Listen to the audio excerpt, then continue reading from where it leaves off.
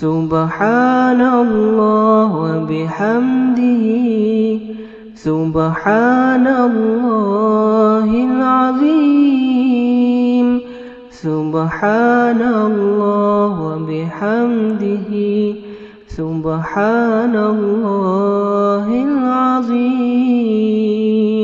رمضان المبارک رمضان المبارک کی نورانی اور پاکیزہ ساعتیں عالم افق پر سایہ فگن ہیں۔ رحمتوں اور برکتوں کا نزول بے حد و حساب جاری ہے۔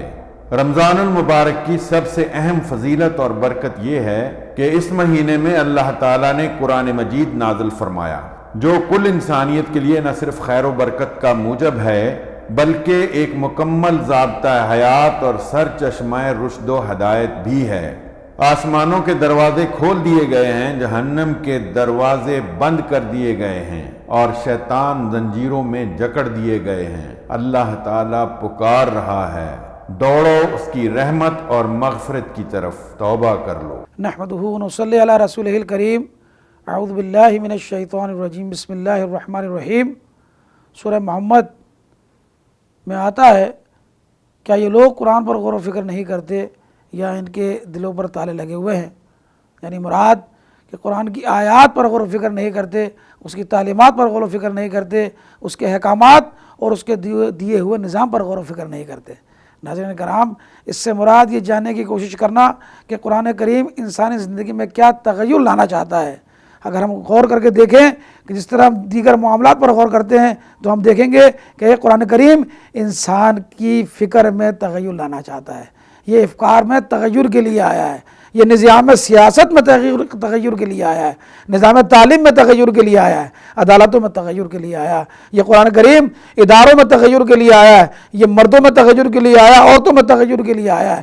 یہ قرآن پاک رسم و رواج میں تغیر کے لیے آیا، اور یہ قرآن پاک معیشت میں تغیر کے لیے آیا، معاشرت میں تغیر کے لیے آیا، یہ قرآن پاک ثقافت میں تغیر کے لیے آیا۔ غرض حیات انسانی کے مختلف گوشوں میں کیا تبدیلی لانا چاہتا ہے، وہ یہ قرآن پاک ہمارے سامنے پورا خلاصہ ہمارے سامنے تفصیل کے ساتھ رکھ دیتا ہے۔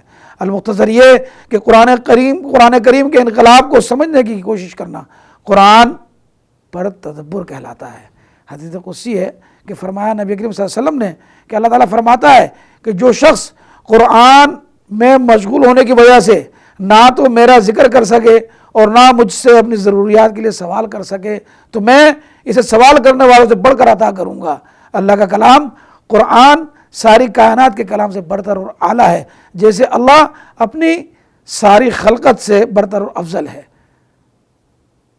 آج ہماری کیفیت یہ ہے کہ ہم نے اس قرآن پر غور و فکر کرنا چھوڑ دیا ہے، اور قرآن پر غور و فکر کا کام علماء امت کے سپرد کر دیا ہے۔ اللہ درجات بلند کرے ان علماء کے جو امت کے بوجھ کو اپنے کاندھوں پر اٹھائے پھر رہے ہیں اور ان کی رہنمائی کے لیے کوشاں ہیں، لیکن ناظرین کرام بعض ذرا کڑوی ہے، بعض ذرا تلخ ہے، لیکن سچ ہے کہ کل یہودیوں اور عیسائیوں نے بھی ایسا ہی کیا تھا، جس کے لیے قرآن میں ارشاد ہوتا ہے کہ اتخذوا احبارہم ورہبانہم اربابا، کہ انہوں نے اپنے علماء اور اپنے درویشوں کو اللہ کے سوا اپنا رب بنا لیا ہے۔ حدیث میں آتا ہے کہ حضرت عدی بن حاتم جو پہلے عیسائی تھے، جب نبی صلی اللہ علیہ وسلم کے پاس حاضر ہو کر مشرف با اسلام ہوئے تو انہوں نے چند سوالات کے ساتھ ایک سوال یہ بھی کیا تھا کہ اس آیت میں ہم پر اپنے علماء اور درویشوں کو رب بنا لینے کا جو الزام عائد کیا گیا ہے اس کی اصلیت کیا ہے؟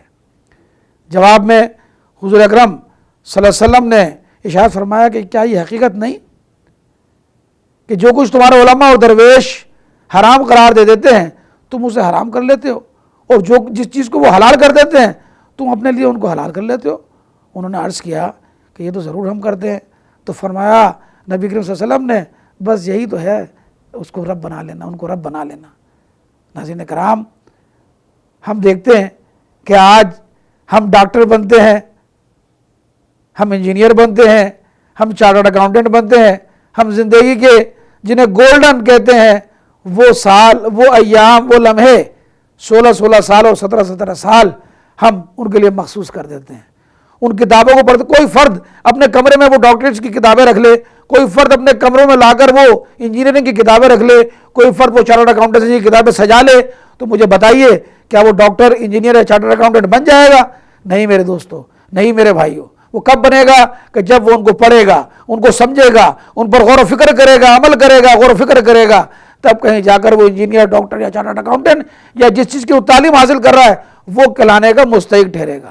لہذا اس کام کے لیے انہوں نے اپنی زندگیاں وقف کی ہیں، لیکن جب قرآن کی بات ہوتی ہے تو پھر ہم اپنے علماء کی طرف اپنا ان کا منہ تکتے ہیں۔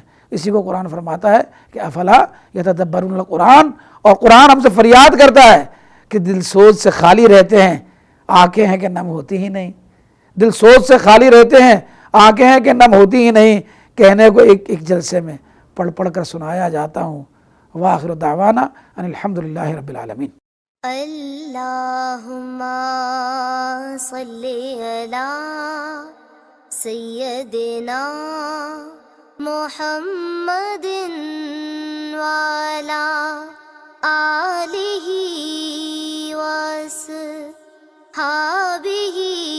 وسلم۔ اللہم صلی علی سیدنا محمد وعلی آلہ وصحبہ وسلم۔